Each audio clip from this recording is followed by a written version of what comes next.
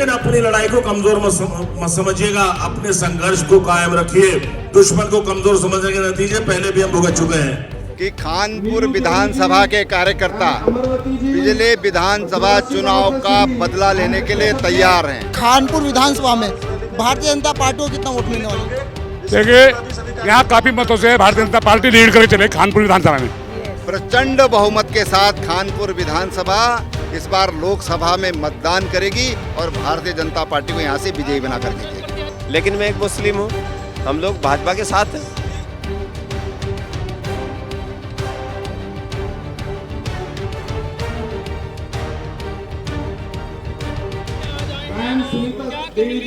मैं बहुत खुश हूँ कि कानपुर विधानसभा के कार्यकर्ता पिछले विधानसभा चुनाव का बदला लेने के लिए तैयार हैं। प्रचंड बहुमत के साथ कानपुर विधानसभा इस बार लोकसभा में मतदान करेगी और भारतीय जनता पार्टी को यहाँ से विजयी बना कर दीजिएगी। उन्होंने कहा यहाँ के विषय में कि जो लोगों ने गलती की थी पहले अब ना करें, उसको आप कैसे देखें? ठीक है, बिल्कुल गलतियाँ हो जाती हैं और गलतियों में हमेशा सुधार की भी गुंजाइश होती है। तो अच्छा है, वो यहाँ की प्रत्याशी रही हैं, यहाँ की नेत्री हैं, तो उन्होंने अपने लोगों से ये अपील की है, तो बहुत अच्छी बात है। 11 विधानसभाएं कवर हो चुकी हैं, अब 3 विधानसभा हमारी कल कवर हो जाएंगी।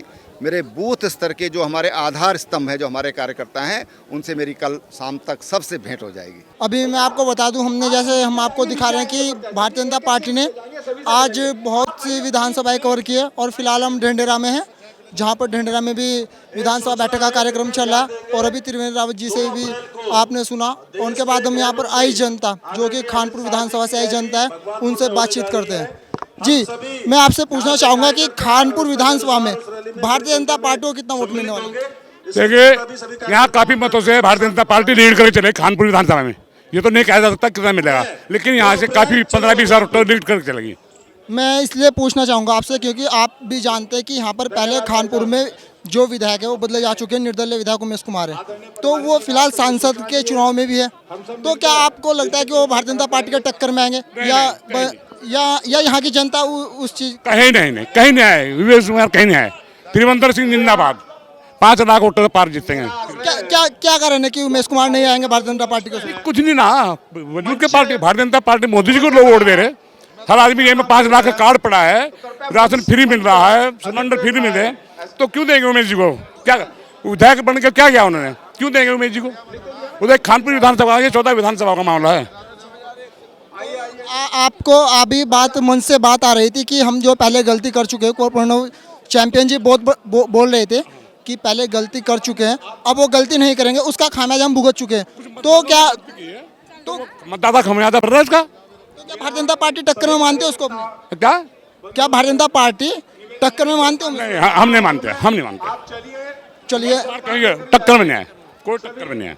चलिए, मैं पूछना चाहूँगा आपसे कि भारतीय जनता पार्टी में जो हरिद्वार से प्रत्याशी है त्रिवेंद्र रावत जी, क्या उम्मीद रखते हैं आप?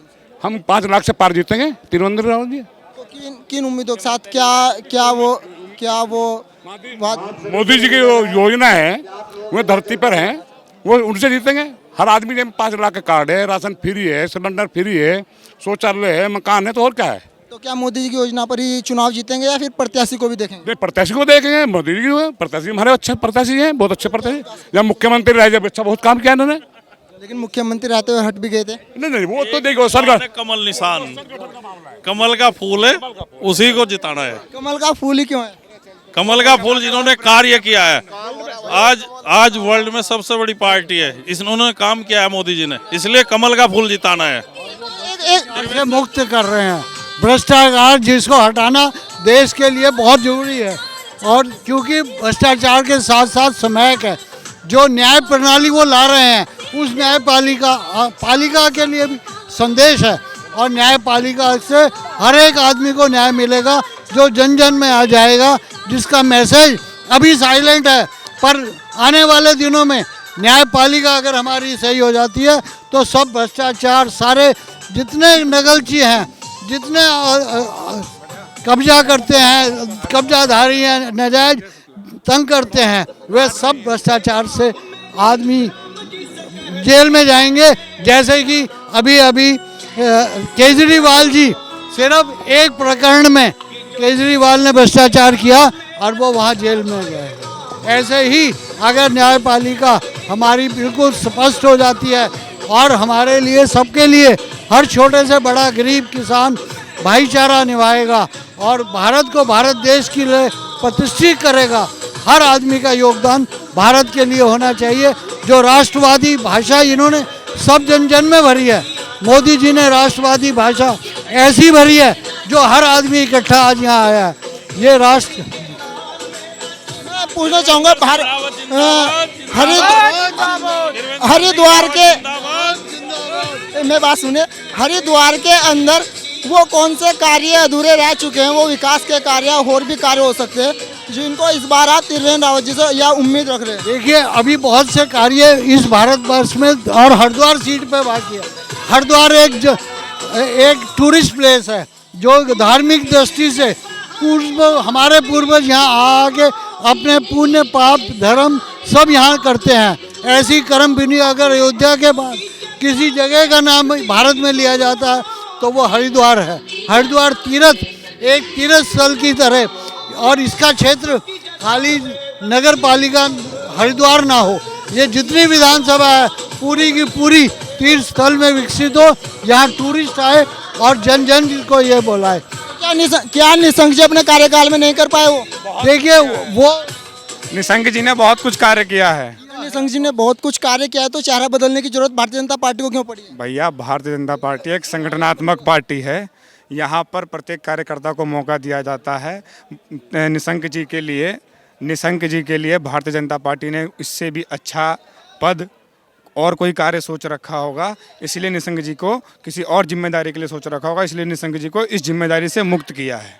निशंक जी जिला पंचायत चुनाव में आए थे, प्रचार प्रसार उन्होंने बहुत किया, तो जो इसका लोकसभा का चुनाव है तो उसमें प्रचार प्रसार में नहीं नजर आ रहे हैं। अगर संगठनात्मक कार्य है, भारतीय जनता पार्टी ने जो सोचा है अच्छा सोचा है, तो प्रचार प्रसार में क्यों नहीं नजर आ रहे? कहाँ प्रचार प्रसार में नजर नहीं आए? कल ही रुड़की में वो था, क्या कहते हैं, होली मिलन समारोह, उसमें निशंक जी का संबोधन नहीं था क्या?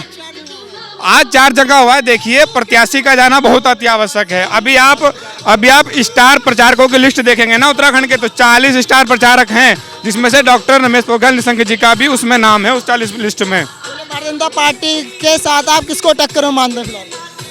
भैया देखिए, भारतीय जनता पार्टी की लड़ाई किसी से नहीं है। भारतीय जनता पार्टी का जो कैंडिडेट है माननीय त्रिवेंद्र सिंह रावत जी, वो ऑलरेडी जीते पड़े हैं। सिर्फ अब हमको मार्जिन बढ़ाने के लिए काम कर रहे हैं हम तो बार बार मंच से बात उमेश कुमार की क्यों की जा रही थी? या इसका मतलब कहीं उमेश कुमार जी से खतरा है, या फिर उमेश कुमार जी को लगता है कि वो हमारी टक्कर में, इस वजह से बात की जा रही है? कुंवर फडणवीस जी ने बात की, रानी देवरानी जी ने भी बात की है। मैं आपको एक बात बताना चाहता हूँ, लोकतांत्रिक देश है, सबको चुनाव लड़ने का अधिकार है।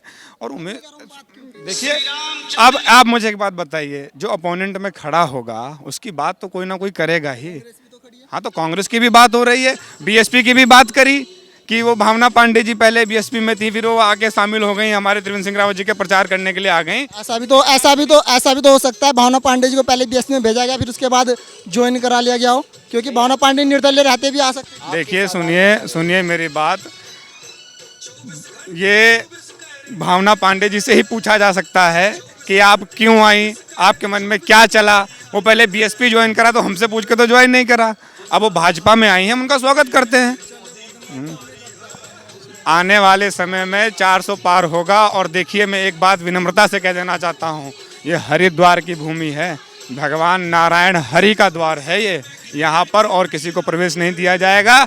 माता लक्ष्मी जी कमल के आसन पर विराजमान होकर भारतीय जनता पार्टी को आशीर्वाद देकर यहाँ से पूर्ण बहुमत से 5 लाख से भी अधिक मतों से भारतीय जनता पार्टी का कैंडिडेट विजयी होगा। एक बात मैं आखिरी सवाल पूछकर इजाज़त चाहूँगा। मैं ये पूछना चाहता हूँ आपसे कि यहाँ पर मुस्लिम वोट का भारतीय जनता पार्टी को मुस्लिम वोट कितना पड़ने वाला है? अब आप सुनिए, मुसलमान के बारे में अगर आप बात करते हैं, लोकतांत्रिक, इन्होंने बताया पंडित जी ने अभी कि लोकतांत्रिक व्यवस्था है, लेकिन मैं एक मुस्लिम हूँ, हम लोग भाजपा के साथ हैं। भाजपा की जो कार्य प्रणाली है, जो व्यवस्था है, जो सुरक्षा का भाव है, वो आप पूरे भारत में देख सकते हैं। भारतीय जनता पार्टी का अधिकार बनता है श्रीमान जी, हक बनता है उसका, उसे चुना जाए। के लिए मैं आपको बता दूं, मुसलमानों का शोषण सबसे ज़्यादा किसने किया? सच्चर कमेटी की रिपोर्ट ने क्या कहा है, पढ़ लीजिए साहब। सच्चर कमेटी की रिपोर्ट भाजपा के शासनकाल में तो नहीं आई थी, कांग्रेस के शासनकाल में ही आई। और कांग्रेस के ही एक नेता ने कहा था, मैं उनका नाम नहीं लेना चाहता हूं, कि मुसलमान नाली के कीड़े हैं और अगर कीड़े में पड़े रहना चाहते हैं तो उनको क्यों निकालते हो। मुसलमानों का आज तक हर एक पार्टी ने यूज एंड थ्रो किया है। आप मुझे बताइए, मुसलमानों के लिए किस आयुष्मान कार्ड योजना का लाभ मिल रहा है? क्या उसमें हिंदू मुसलमान देख के दिया जा रहा है? अगर किसी गरीब परिवार के व्यक्ति को घर मिल रहा है तो क्या उसमें हिंदू मुसलमान देख कर दिया जा रहा है? ये लोग मुसलमान की बात करते हैं। APJ अब्दुल कलाम आज़ाद देश के सबसे बड़े राष्ट्रपति हुए, उनसे ज़्यादा मैं नहीं जानता कि भारत के अंदर मुस्लिमों में उनसे ज़्यादा कोई पढ़ा लिखा रहा होगा, लेकिन उनके जनाजे में कितने मुस्लिम गए?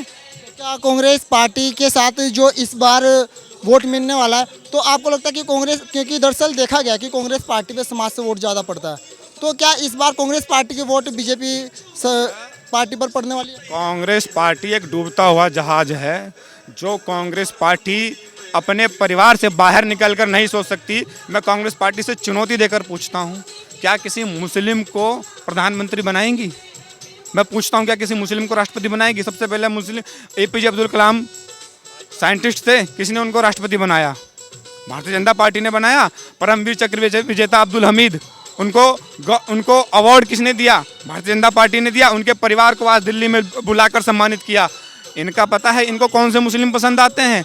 हाफिज में इनको जी नज़र आता है, साहब नज़र आता है, ओसामा बिन लादेन इनको अच्छा लगता है, इनको ऐसे मुस्लिम पसंद आते हैं। और भारतीय जनता पार्टी को डॉक्टर APJ अब्दुल कलाम जैसे मुसलमान पसंद आते हैं। अब इस देश का मुसलमान तय करेगा कि आपको किसके आधार पर चलना है। एक हाथ में आपके कुरान है तो एक हाथ में आपके कंप्यूटर है।